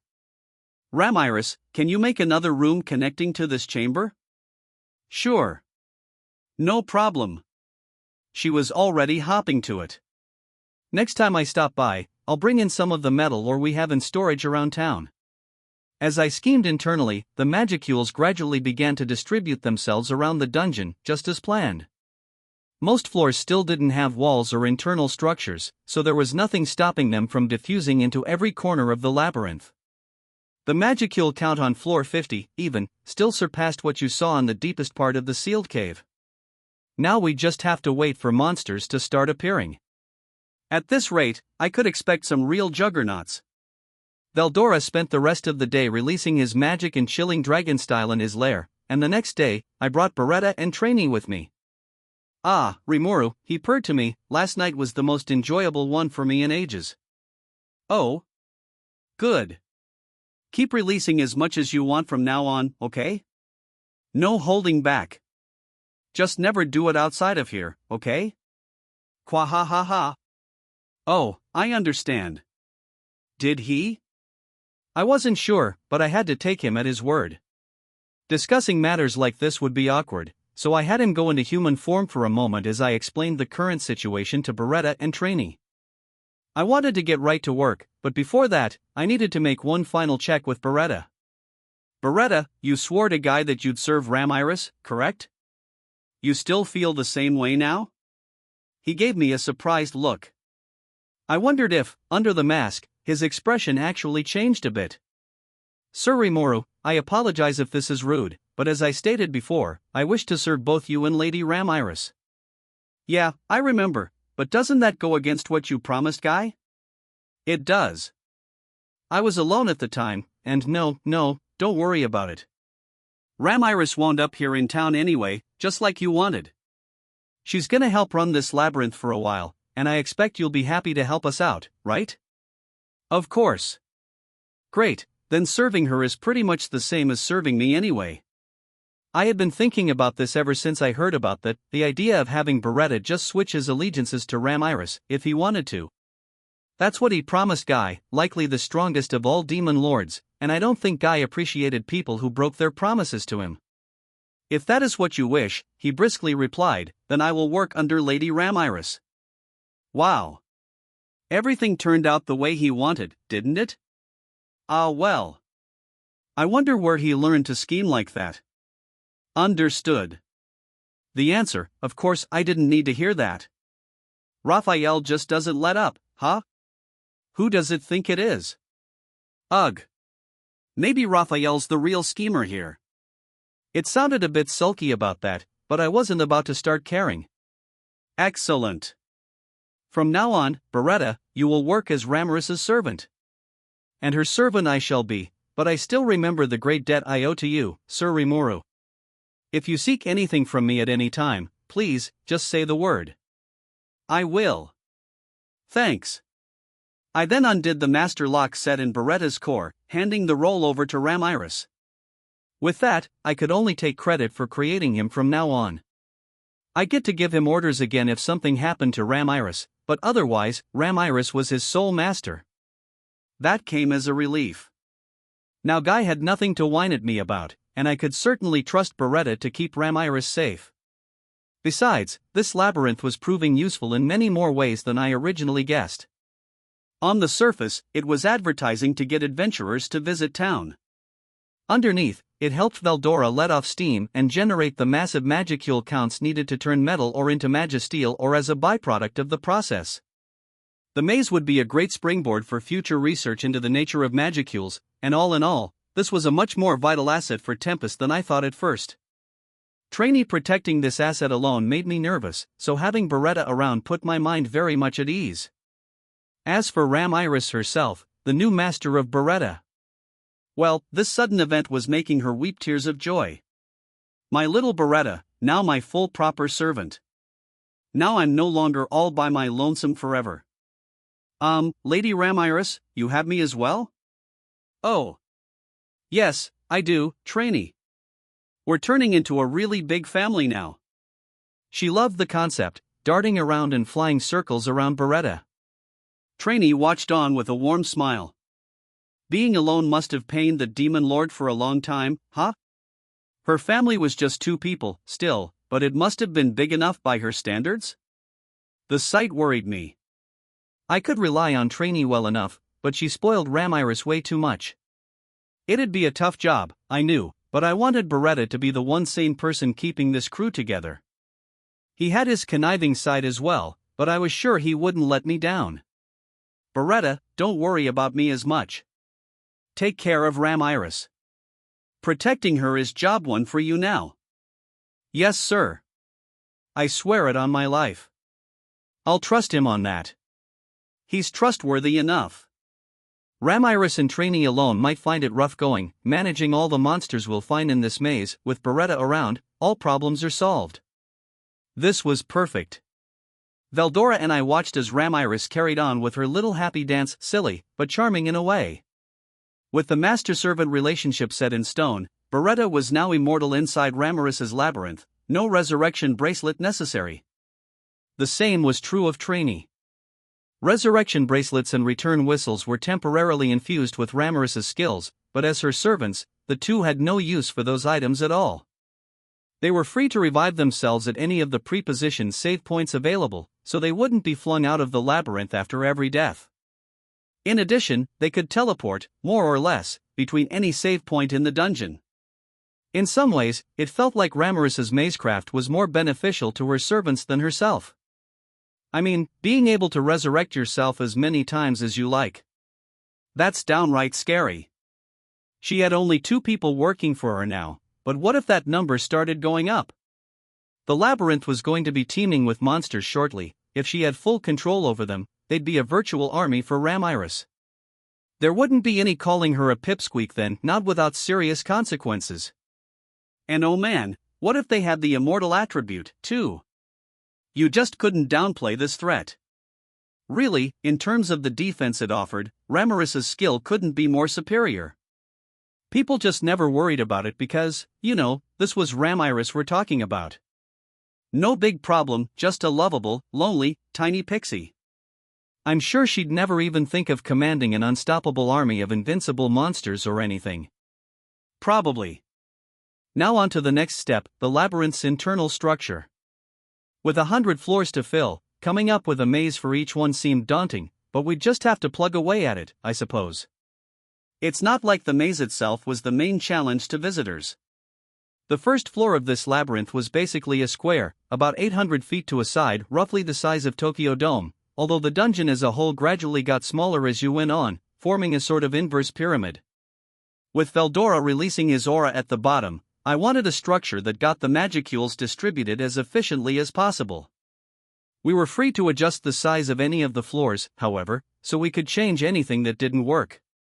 It was really an anything-goes kind of thing, beyond the realm of all common sense. Better not think too carefully about it. Into this labyrinth, we could install the following traps: poison arrows, venom-tipped missiles that fly in from out of nowhere, poison swamps, vicious-looking and causes damage and status ailments if you fall in rotating floors, confuse your sense of direction. Mapping is key, people. Moving floors running by themselves. Pretty scary. Bladed wires strung at neck level along the path, neatly slicing off your head if you walk through without noticing. Lethal if paired with a moving floor. Pitfalls causes falling damage and pangs of fear once you see what's waiting for you down their mimic chests. Think you found a treasure? Sorry, it's me. Exploding chests. Think you found a treasure? Kaboom! Magic rooms. Hello. About time some prey stepped in. Closed rooms. Start a fire inside one, and dark levels. It's common sense to bring a torch with you, right? If you didn't, I can sell you one at an exorbitant price. Low ceiling levels. You sure don't want to run into a monster when you're crawling on all fours. Levels with special ground effects. Whoa. What's a volcano doing in this labyrinth? And so forth. Combine them, and you could implement pretty much anything imaginable. Nice work, Ramiris. You can craft these kinds of traps with your skill? Sure can.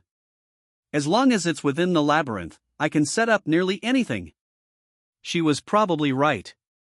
We were on the 100th floor right now, but the composition of gases in the air was little different from the surface. Everything she accomplished with this reminded me once again of the power of mazecraft. By the way, she asked, what's this closed room thing? Does that count as a trap, really? I gave her an evil grin. Well, in the air, there's this gas called oxygen. People, and most living things really, breathe this to bring it inside their bodies, although sometimes you see exceptions like me or Veldora. If there's very little oxygen in the air, taking a single breath could asphyxiate you and maybe even kill you instantly. So you gotta be careful in rooms like that. That's the golden rule. Simply sealing off a room is not terribly dangerous, but if you start a campfire or something, you could drain all the oxygen from the space and even replace it with poisonous gases. Best not to leap right into any old room you find in labyrinths or hidden areas, you know? You need to analyze the atmosphere inside first, asking whether there's poison gas and measuring the oxygen content. That's adventuring 101 right there. If you can't do that, you're not gonna live for too long. This world runs off magic, so you ought to at least have wind-based magic to circulate the air around. I explained all this to Ram Iris in the easiest terms I could think of, but she didn't really get it. My. Certainly sounds like a mean trap anyway. If it doesn't affect us, I suppose I don't have to worry about it. But you're scary sometimes, you know that? You've always given me that impression. But you're still a great guy to have around. I sure never would have come up with this. Once she knew it couldn't hurt her, she was all smiles. I appreciated the compliment, although it embarrassed me a little. A fellow gamer back in my old world would be well used to traps like this. But this was real, not some theme park attraction. It put real lives on the line. I had no idea how many days it'd even take someone to conquer a dungeon like this. Was it possible in 2 or 3?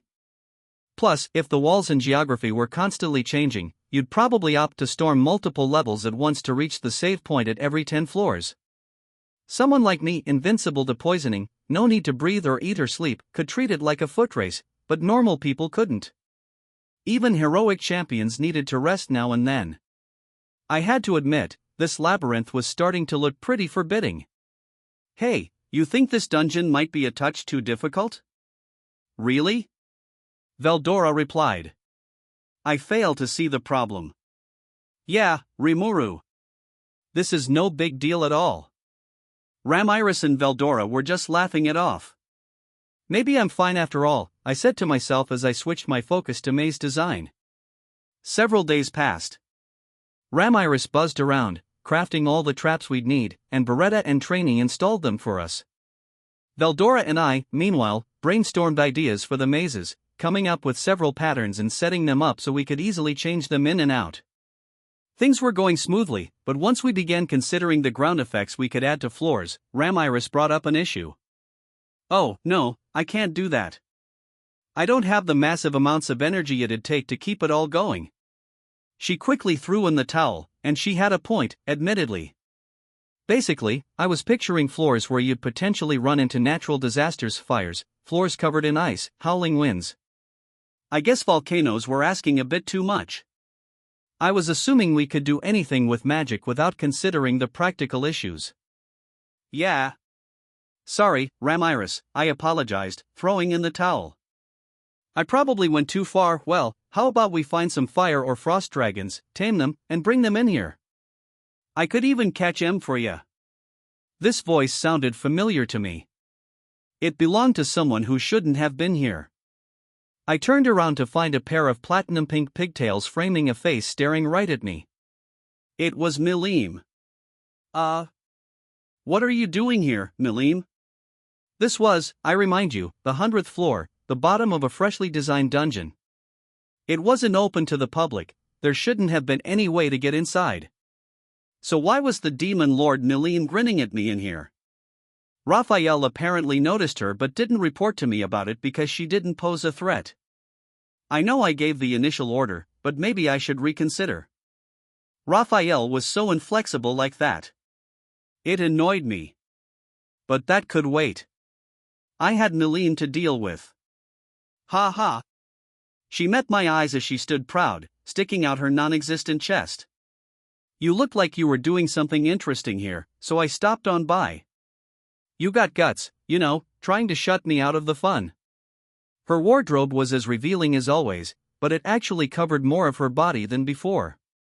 Shuna and the Goblinas had been designing her outfits, so maybe she'd developed a shred of fashion sense. The massive dragon knuckles dully shining on her hands didn't match too well, though. Very Milim-like was all I could say. She really was still a kid. But I didn't mean to keep her away from the action. If she wanted to help out. Ha! Milim, huh? Veldora gave her a glance. This is noble work, performed by grown-ups, it is far too complex for children like you. This is not a playground. Stay out of our way. He shut her down before I could even respond. This was work, more or less, but it sure didn't feel that way to me. My master is right, shouted Ramiris in a fury. We're on work duty right now, so go away and bother someone else for a change. Alas, Milim simply snatched the pixie out of the air. Ramiris needed courage to try that with her, but she also needed strength to back it up. I'm sure not that brave. What do you mean? It looks interesting. I retorted. I'm planning a huge festival, remember? And I'm even gonna accommodate the request you gave me in your letter, too. Huh? You didn't ignore my letter? Of course not. I'm inviting demon lords to this event, you know. I'm not about to piss them off for no reason. Milim looked a bit peeved, although contented that I didn't forget about her request. Wait a minute, Rimuru.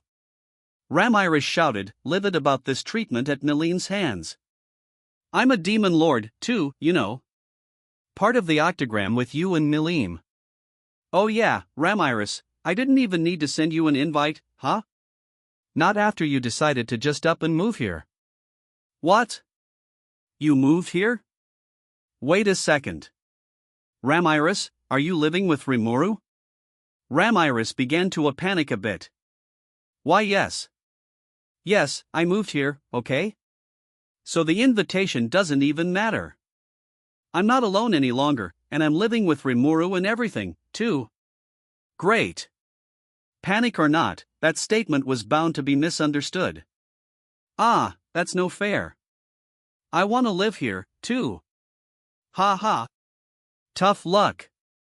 I've got a job here, remember? I'm helping out Rimuru. I'm not some overbearing, unwelcome houseguest like you. What? How dare you say that?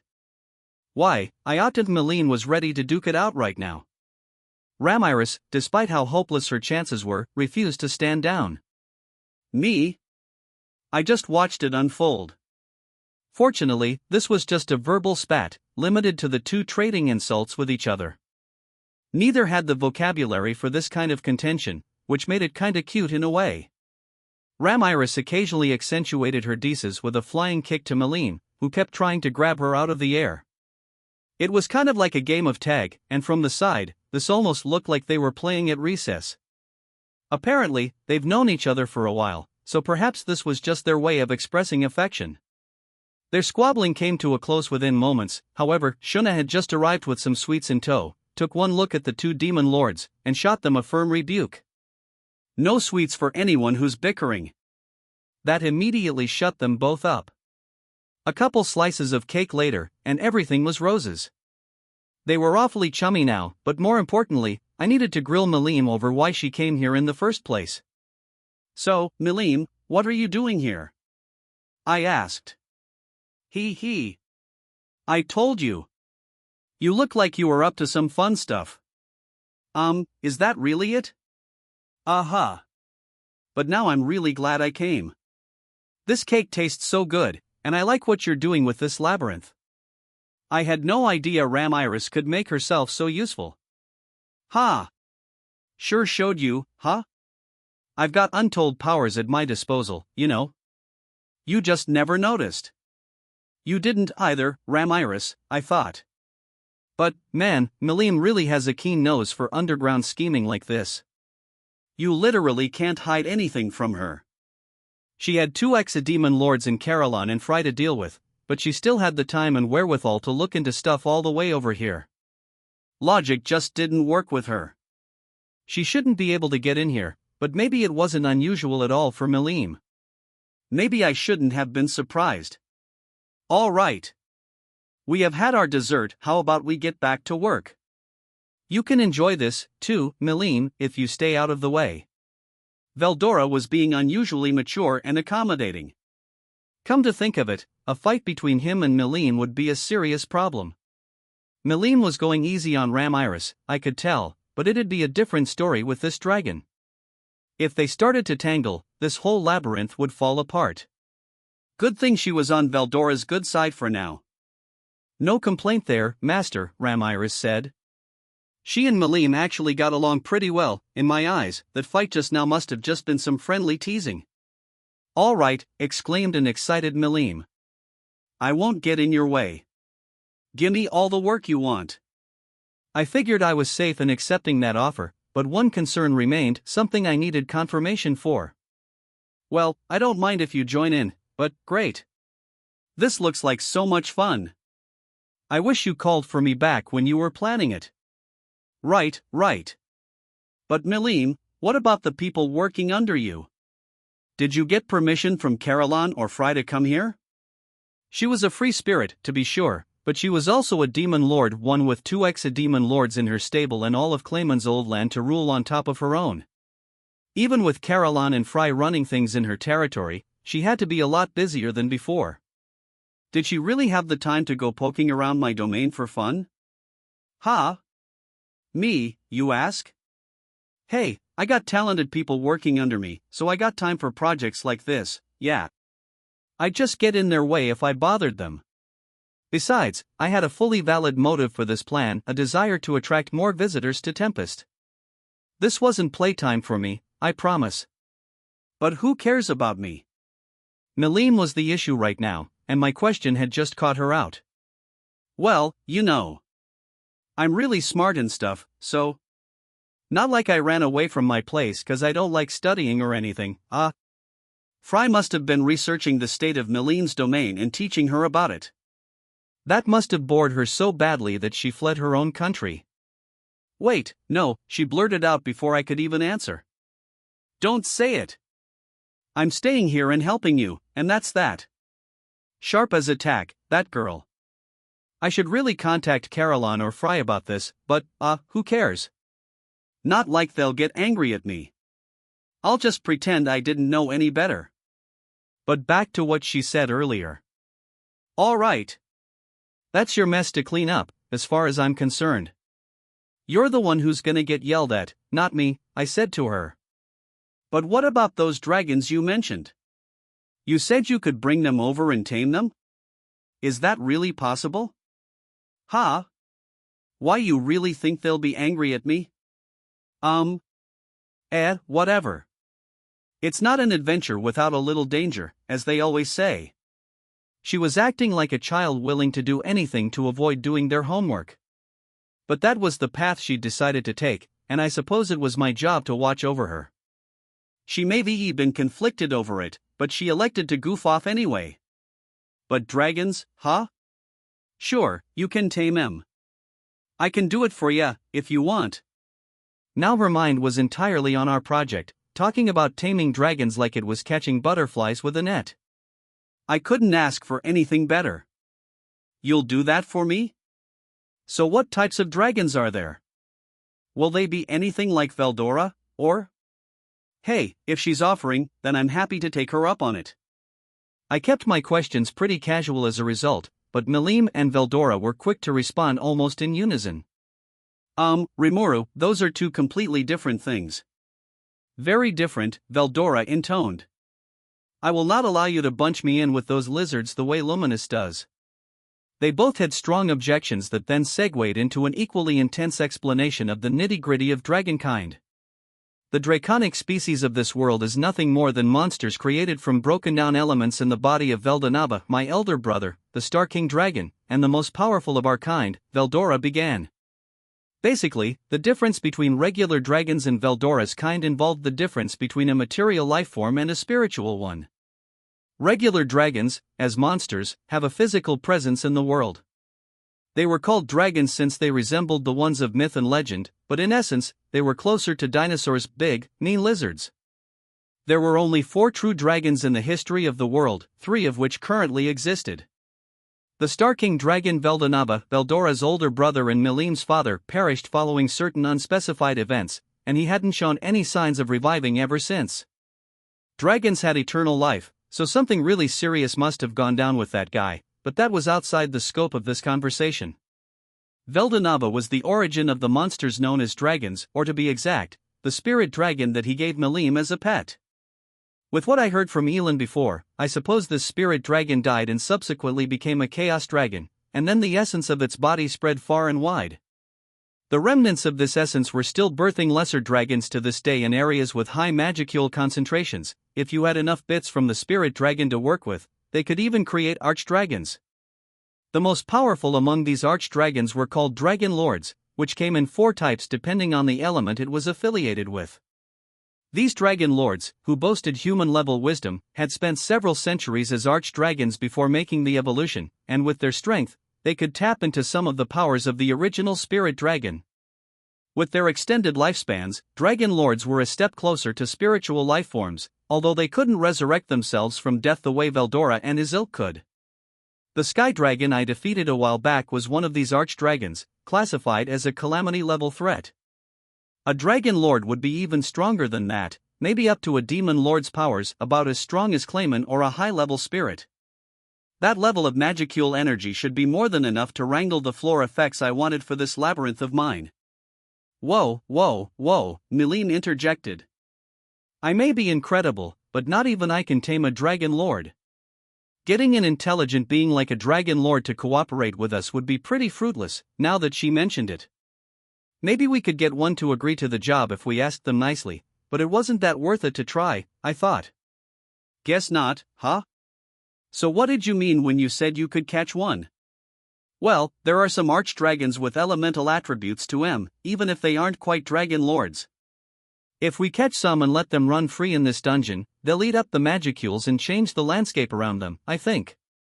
I see.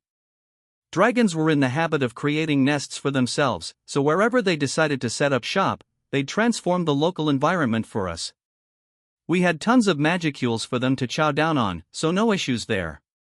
Let's go with Milene's offer. All right. Can you do that for me? You got it. I'll grab you one from each type, right on the cusp of becoming a dragon lord. As she explained, dragons derived from that original spirit dragon came in just 4 types. At the top of the pyramid, you had your earth, water, fire, and wind dragon lords, with the element-infused dragons below them. They also came in 4 types, known as earth dragons, frost dragons, fire dragons, and wind dragons, respectively. The sky dragon I tangled with was a rarer case, a would-be evolution into a wind dragon that missed the mark for some reason. There was no sky type to these guys, unlike with elemental spirits, although there were other variations and special types, little things that occasionally made the resulting dragon unique, kind of like with humans. This sounded like the perfect engine for giving our labyrinth some nature-based spice. Let's put those dragons in the deeper floors once Milene picks them up. These element-infused dragons, by the way, were stronger than offshoots like the sky dragon, maybe a special A in terms of ranking, not a match for Charybdis, but still packing a big punch. I hadn't really thought about it, but I supposed one of those rarer offshoots would be a good, even match for 6 paladins. Upgrade that to an element-infused one, and you'd need a whole crusader platoon to stand a chance, apparently. But hey, this is my dungeon, and I get to decide what goes in there. With spirits, the 5 elemental attributes work like this: earth is strong against sky, sky against wind, wind against water, water against fire, and fire against earth. This, however, didn't apply to dragons. Battle experience was more important than elemental attributes. In essence, older dragons were stronger than younger ones. As a result, I decided to order the elemental floors like so. Floor 99, Fiery Hellscape, the final challenge, encased in raging flames. Fire-resistant equipment is a must. What could be waiting beyond? Floor 98, Icy Grave, keep moving or die instantly. Will your cold-resistant equipment be able to save you from this? Floor 97, Electric Skies, lightning rains down from above. Only luck can decide whether you'll survive or get singed.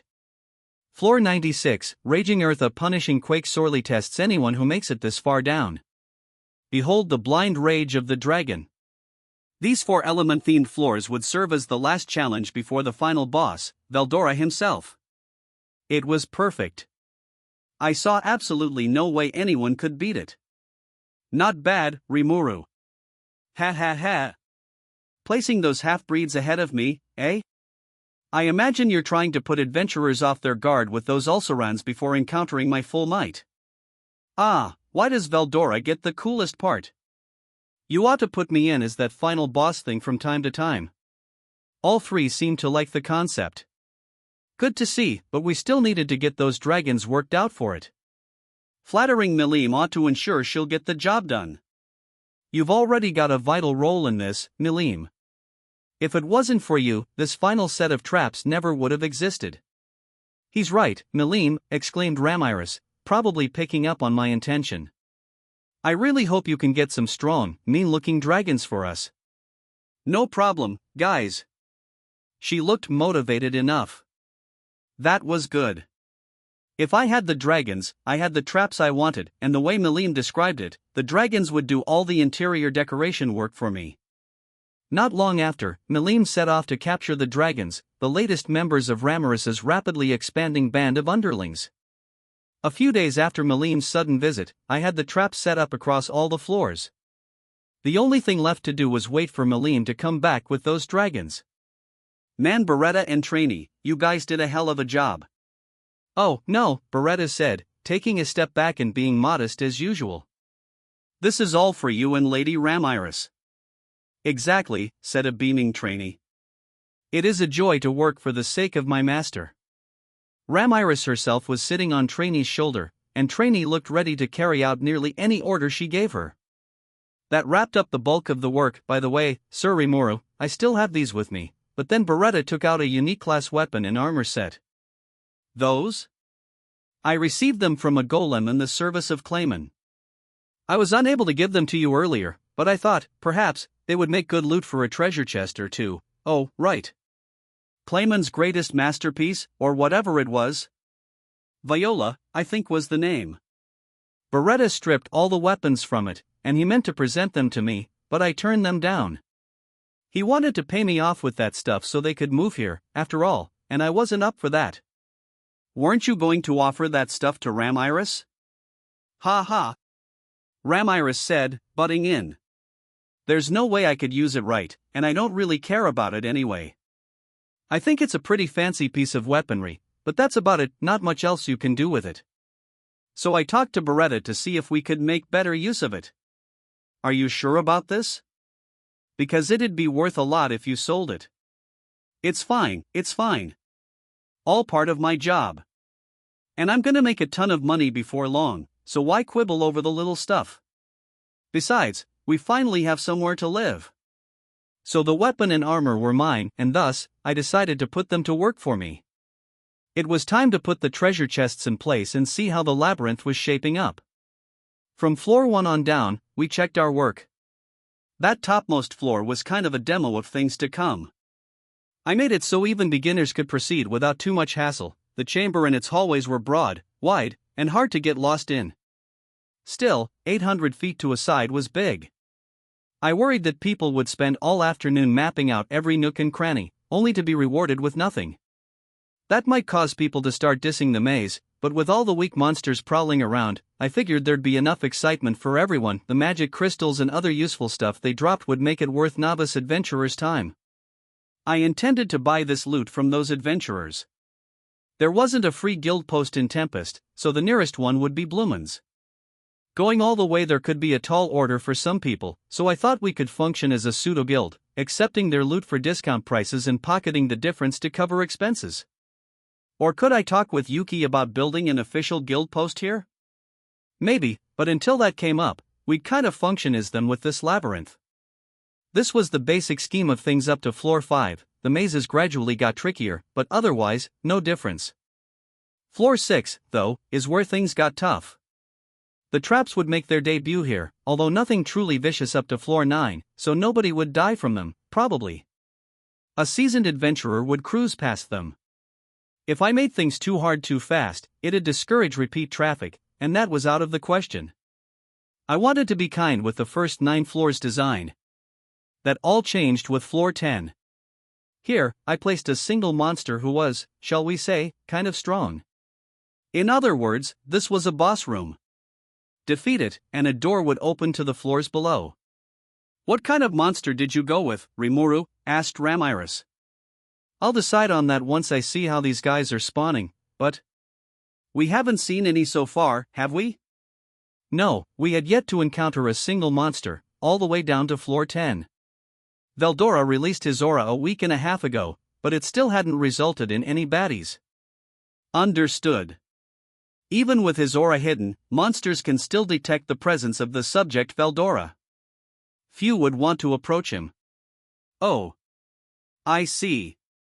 I guess monsters born from the magicules you released can pick up on his presence. They're too scared to go near him. What? So that's why, said Veldora, convinced. No wonder I never saw many in my presence inside the cave I was sealed in. I think it's more like the weaker monsters literally couldn't take the heat from him. But regardless, well, I'll figure something out. One way or another, I want just a kinda strong monster in here, ranked B or thereabouts. All right, said Ramiris. I don't want any unintelligent beings among my lackeys, but if you find the right monster, bring it in here and put this collar on it. I accepted the collar, which apparently let the wearer be resurrected even if they hadn't forged a formal pact with Ramiris. That helped a lot. It meant I didn't have to find a replacement every time someone killed the guy. Wow, convenient. That'll save us a lot of trouble. Right? Remember, in this labyrinth, what I say goes. It probably did, too. Her skill let her change the effects of pretty much any item in here. I realized once again how much of a pity it was that I couldn't learn it for myself. That took care of the boss issue. The boss room formed the entirety of floor 10, making it perfectly safe after the battle was over. Beyond the room lay a save point and a simple stairway down. And let's not forget about the treasure chest. The one in the boss room had no trap installed, but I did carefully adjust the rates at which you'd find certain weapons or armor inside. In subsequent floors, however, there'd be both hidden chambers and chest traps. Mimics would debut in floor 20 and below, pretty diabolical, but that's the thrill of a labyrinth like this. Being able to experience something like this in real life was something I thought I deserved praise for. But it wasn't all threatening stuff. With abundant magicules all over the labyrinth, the swords and lances found inside could start to get a bit magical themselves. Getting your hands on stuff like that was worth risking your neck a little, I thought. With a resurrection bracelet, nobody was going to die, so I figured revving up the difficulty would make it more fun and exciting. I couldn't wait to see how the adventurers would react to all this. Finally, we wrapped up our inspection of the first 10 floors. Well, now what? Should we set up someplace on this floor where you can sell the stuff you found or put it in storage for safekeeping? Oh. Do we really need that? Because then we wouldn't be able to sell any return whistles. Ah. Right. Ramiris actually had a great point. She was always sharp with issues related to money, I guess. True. Not much point putting ones up in floors with save points. How about safe zones starting in the middle dungeons, say one every 5 levels? Oh, that could work. We could offer storage for items found, sell healing potions at marked up prices, and offer some simple fare to eat. The labyrinth could have doors at regular levels that connected to a single zone, so we wouldn't need to construct separate zones all across the maze. It wouldn't be that much work to implement. Would more people opt to go outside when they needed a break, though? It'd depend, I suppose. Return whistles were meant as insurance, after all, so maybe we could price them on the higher side. I decided to reconsider that once this labyrinth made its debut. As we chatted about this or that labyrinth-related issue, we continued to inspect each floor, and as we checked out all the little details, the labyrinth slowly approached completion. Finally, we were done with the 100th floor, generally satisfied with ourselves. To be frank, the complete labyrinth ventured far beyond mere viciousness. Based on the skills of the average adventurer, low-level monsters and a labyrinth would provide enough of a difficulty level. Adding crafty traps and a legion of upper-level monsters, the term vicious seems rather tepid a description. Sorry? I didn't hear that. Raphael sounded a bit exasperated with me, but I'm sure, of course, that I was just imagining it. I'd learn not much later that I definitely wasn't imagining it.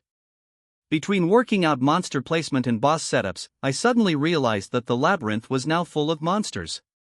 Tons of them. What in the... Well, too late now. This difficulty balancing work wound up biting me in the ass, which I suppose I deserved. But no worries. It's important to leave little mistakes like this behind you. There was still plenty left to do, but I decided to leave the rest to Veldora and Ramiris, who were now even further motivated. Meline was kind enough to fetch those dragons she offered to bring in, and we released them on the appropriate floors, adjusting the atmospheric magicule count as needed. The dragons helped cull the excessive numbers of monsters being generated, too. We still only had our bosses worked out down to floor 30, but that would do for now. The Colosseum up top was still under construction, but the framework was getting completed at speeds I couldn't believe. It should be done in time for the Founders Festival, once the snow thawed. The labyrinth below, meanwhile, was turning into a more splendid attraction than I had guessed. You needed to buy a resurrection bracelet to enter, but once you got one, I was sure you'd be addicted. Hopefully it would remain one of our city's main draws as long as I hoped. There were still a lot of ideas left to implement, but for now, this was fine. I flashed an evil grin at the others, sharing a nod with them. We had our labyrinth all prepped and ready. Before long, our town started to see some new faces. The snow was melting away, and once it did, we began to see visitors from all over traveling to the forest of Jura. The Founders Festival was near.